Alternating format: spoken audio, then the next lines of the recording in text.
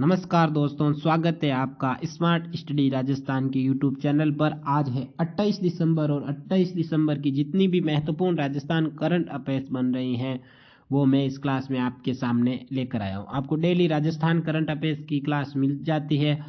अब सीईटी के लिए आप सभी बोल रहे हैं कि सीईटी के लिए एक मैराथन क्लास लेकर आए, तो मैं जुलाई से लेकर दिसंबर तक की महत्वपूर्ण जो राजस्थान करंट अफेयर्स बन रही हैं वो क्लास में एक बड़ी क्लास आपके सामने लेकर आऊँगा, जिसके अंदर चर्चित व्यक्तित्व जो पुरस्कार होंगे तथा जो योजनाएं होंगी वो सारा व्याख्या सहित में आपके सामने जल्द 2-3 दिनों के अंदर ये क्लास आपको मिल जाएगी।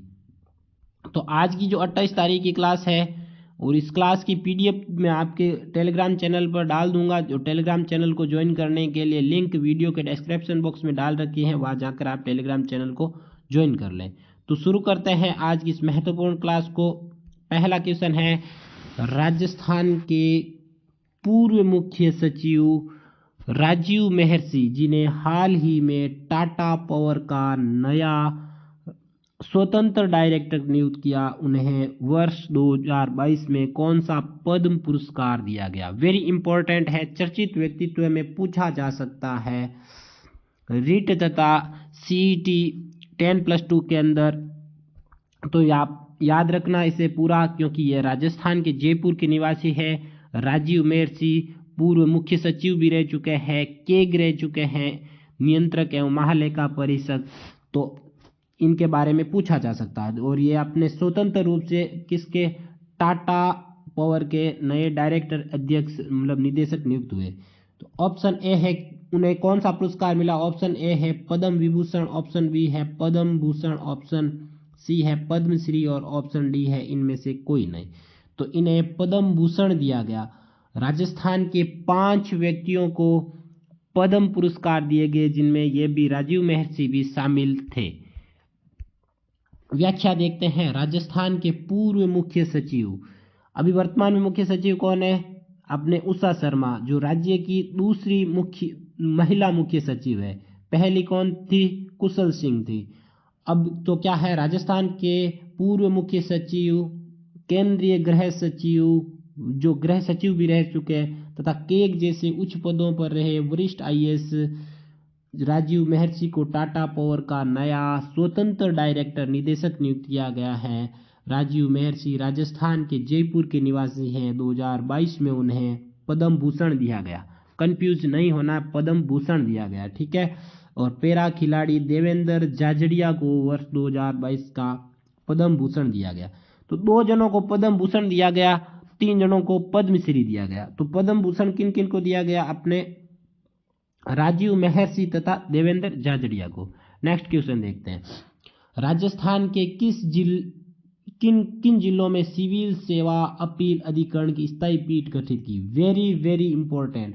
आज तक के जितने भी महत्वपूर्ण सवाल बने थे राजस्थान करंट अफेयर्स के, उसमें सबसे ज्यादा कोई महत्वपूर्ण सवाल है तो यह सवाल है। तो इसमें किस जिले में अपील अधिकरण की पीठ गठित हुई? अब पीठ का तो सबको पता ही है, लेकिन इसमें क्या हुआ था, क्षेत्राधिकार तय कर दिया। मतलब इस पीठ के अंदर ये जिला आएगा, इस पीठ के अंदर ये जिला आएगा। जैसे अपने हाईकोर्ट के अंदर है ना, हाईकोर्ट के अंदर है जयपुर पीठ के अंदर जिले निश्चित है, जोधपुर पीठ के अंदर जिले निश्चित, एच से के एस से इसका भी क्या किया गया, अपील अधिकरण के भी जिले निश्चित कर दिए गए, क्षेत्राधिकार निश्चित कर दिया गया। तो ऑप्शन ए है किस किस जिले में ये पीठ है? ऑप्शन ए है जयपुर कोटा में, ऑप्शन बी है जयपुर जोधपुर कोटा में, ऑप्शन बी है जोधपुर अजमेर में और ऑप्शन डी है जयपुर जोधपुर में। तो जयपुर जोधपुर के अंदर सिविल सेवा अपील अधिकरण की स्थायी पीठ गठित है, ये याद रखना। अब इसकी व्याख्या वेरी इंपॉर्टेंट है, पूरा अच्छे से देखना। जोधपुर में सिविल सेवा अपील अधिकरण की स्थायी पीठ गठित होने के बाद इसकी घोषणा कब की गई थी? अगस्त 2022 को इसका क्या दिया गया, अपने कहा गया था, सीएम अशोक गहलोत ने मतलब मंजूरी दे दी कि जोधपुर में भी स्थायी पीठ का गठन होगा। किसका? सिविल सेवा अपील अधिकरण का, जो सिविल सेवा से संबंधित जो भी अपने शिकायतें होती हैं उसका निवारण करने के लिए। अब जयपुर, पहले जो जयपुर में थी पीठ, अब जयपुर जोधपुर में क्षेत्राधिकार निश्चित कर दिया। पहले जयपुर में थी तो 33 जिले जयपुर के अंदर ही आते थे, अब जयपुर जोधपुर में अलग अलग जिलों का बंटवारा कर दिया। इसके तहत सिविल सेवा के नियम संख्या 6 में संशोधन किया गया। वेरी इंपॉर्टेंट है, याद रखना। अब अनुमोदन से जयपुर स्थायी पीठ के क्षेत्राधिकार में जयपुर, अजमेर, भरतपुर, कोटा संभाग के 17 जिले। कितने संभाग है अपने? संभाग है 4, जिले है 17, याद रखना, इंपॉर्टेंट है। किस? जयपुर पीठ के अंदर। और जोधपुर पीठ के अंदर क्षेत्राधिकार के अंदर आएंगे अपने 3 संभाग, और जिले कितने? 16। तो 16 और 17 कितने होंगे? 33 जिले होंगे। ये अपने संभाग याद रखना, इंपॉर्टेंट है। नेक्स्ट क्वेश्चन, हाल ही में किस राज्य के राज्यपाल द्वारा राजस्थान के सूचना एवं जनसंपर्क विभाग को इफेक्टिव गवर्नमेंट कम्युनिकेशन अवार्ड से सम्मानित किया? वेरी इंपॉर्टेंट है, याद रखना, प्राइज पूछा जाता है एग्जाम में। तो क्या वे उत्तर प्रदेश के, या फिर ऑप्शन बी है मध्य प्रदेश के, ऑप्शन सी है केरल के, ऑप्शन डी है बिहार के। तो मध्य प्रदेश के राज्यपाल मंगूभाई पटेल ने किसको सम्मानित किया? अपने राजस्थान के सूचना एवं जनसंपर्क विभाग को इफेक्टिव गवर्नमेंट कम्युनिकेशन अवार्ड से सम्मानित किया। इसकी व्याख्या देखते हैं। व्याख्या क्या है? भोपाल में आयोजित 44वीं वार्षिक अधिवेशन में मध्य प्रदेश के राज्यपाल मंगूभाई पटेल ने राजस्थान सरकार द्वारा डिजिटल मीडिया क्षेत्र में जन कल्याणकारी योजनाओं, आमजन तथा लाभार्थियों तक पहुंचाने के लिए सूचना एवं जनसंपर्क विभाग को इफेक्टिव गवर्नमेंट कम्युनिकेशन अवार्ड से सम्मानित किया। और ये अवार्ड किसने ग्रहण किया? तो ये अवार्ड सूचना एवं जनसंपर्क विभाग के अतिरिक्त निदेशक अरुण जोशी ने ग्रहण किया। ये तो नहीं पूछा जाएगा, लेकिन किस राज्यपाल ने दिया, कहाँ दिया गया, ये पूछा जा सकता है। और कौन सा प्राइज किस विभाग को दिया गया, ये पूछा जा सकता है। नेक्स्ट क्वेश्चन, हाल ही में राजस्थान के किस जिले में पर्यटकों के लिए हेलीकॉप्टर जॉयराइड सेवा की क्या की गई? शुरुआत की गई। इंपॉर्टेंट है यह भी। ऑप्शन ए है जैसलमेर, ऑप्शन बी है उदयपुर, ऑप्शन सी है कोटा, ऑप्शन डी है राजसमंद। उदयपुर से राजसमंद में, अपने राजसमंद के बीच में तो पहले ही स्टार्ट कर दी गई थी। उसमें क्या मिनी हेलीकॉप्टर था जिसमें 3-4 पर्यटक बैठ सकते थे और जा सकते थे। अब इसमें क्या किया गया? इसमें जैसलमेर में शुरुआत की गई, अभी हाल ही में कल ही की गई थी। उसके तहत क्या किया जाएगा? एक पर्यटक को 7,000 रुपये दिए जाएंगे तथा निश्चित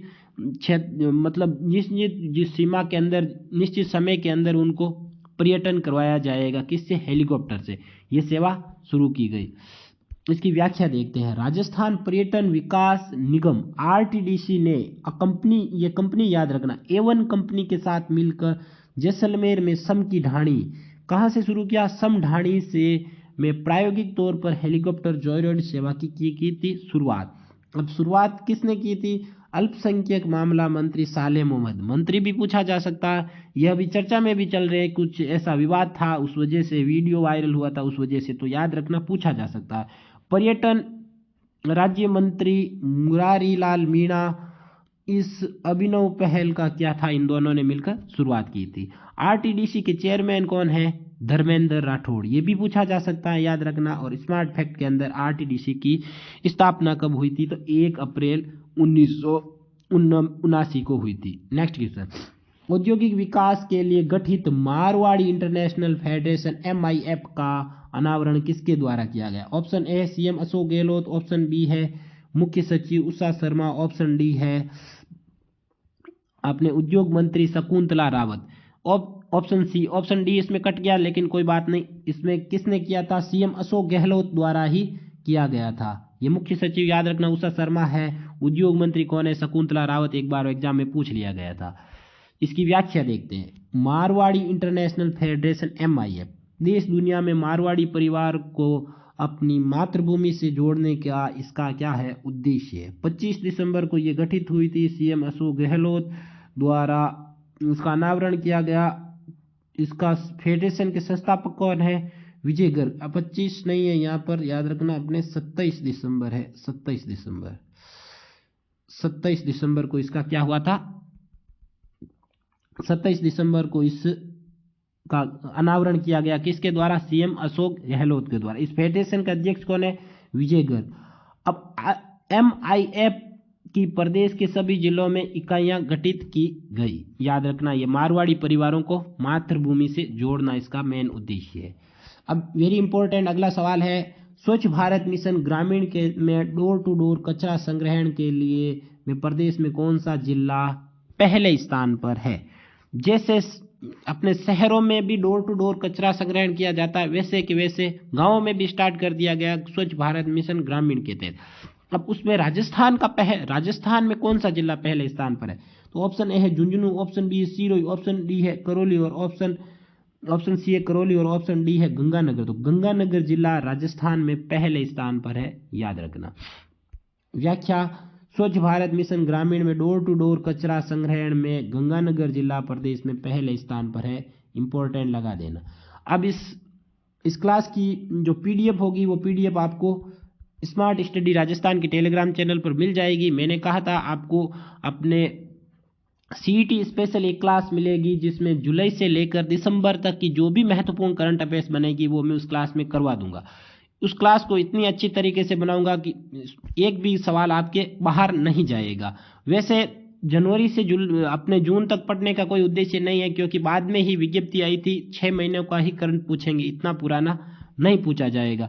फिर भी मैं ये 6 महीनों का दे दूंगा, जो जुलाई से लेकर दिसंबर तक आप बोलोगे तो मैं जनवरी से दिसंबर तक भी करवा दूंगा। तो धन्यवाद दोस्तों, जय हिंद।